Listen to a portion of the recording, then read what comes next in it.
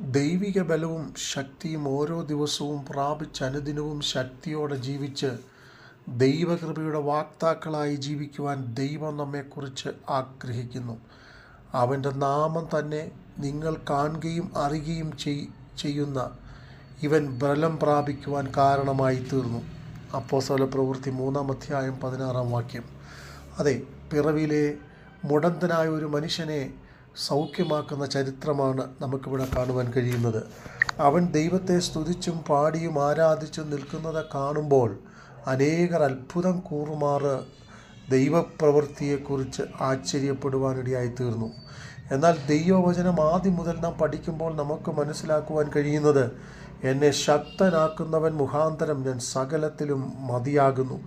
ഫിലിപ്പിയലേഖനം 4:13 അതെ, നമ്മളുടെ ഓരോ ദിവസത്തെയും ജീവിതത്തിൽ നമുക്ക് ശക്തി പകരുന്ന, നമ്മെ ഉത്തേജിപ്പിച്ച് നടത്തുന്ന അനുഗ്രഹവും ആനന്ദവും വിടുതലും നൽകിത്തരുന്ന ഒരു സർവശക്തനാകുന്ന ദൈവത്തിൻ്റെ ശക്തി ഓരോ ദിവസവും നാം പ്രാപിക്കേണ്ടിയിരിക്കുന്നു.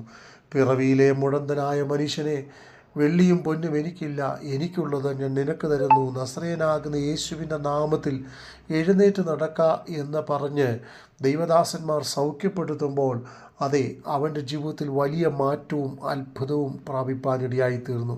അതെ, നമ്മുടെയും ജീവിതത്തിൽ നാം ഓരോ ദിവസവും ദൈവശക്തി പ്രാപിക്കുന്നവരായി നാം മുൻപോട്ട് പോകേണ്ടത് ആവശ്യമാണ്.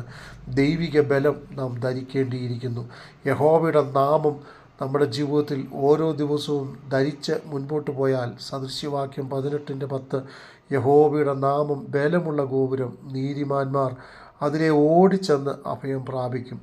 46 സങ്കീർത്തനം 1 പഠിക്കുമ്പോൾ, ദൈവം നമ്മുടെ സങ്കേതവും ബലവുമാകുന്നു, കഷ്ടങ്ങളിൽ അവൻ ഏറ്റവും അടുത്ത തുണയായിരിക്കുന്നു.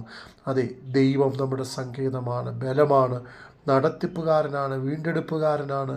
ദൈവത്തിൻ്റെ പ്രവൃത്തി ഒട്ടും ചെറുതല്ല. അതുകൊണ്ട് ഓരോ ദിവസവും നമ്മളെ തോൽപ്പിക്കുവാൻ നിൽക്കുന്ന പൈശാചിക അധികാരങ്ങളോടും ദുഷ്ടൻ്റെ ആധിപത്യത്തോടും വിശ്വാസത്താൽ ജയവും ശക്തിയും ധൈര്യവും പ്രാപിച്ചുകൊണ്ട് മുൻപോട്ട് പോകുവാൻ തക്കവണ്ണം ഒരുക്കത്തോടെ, ശക്തിയോടെ, കൃപയോടെ നാം ആയിത്തീരുന്നുവെങ്കിൽ ദൈവാനുഗ്രഹവും വിടുതലും അനുദിനവും നമ്മുടെ ജീവിതത്തിൽ പ്രാപിപ്പാൻ ഇടയായിത്തീരും.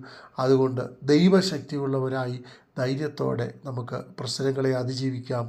ദൈവം നമ്മെ സഹായിക്കട്ടെ.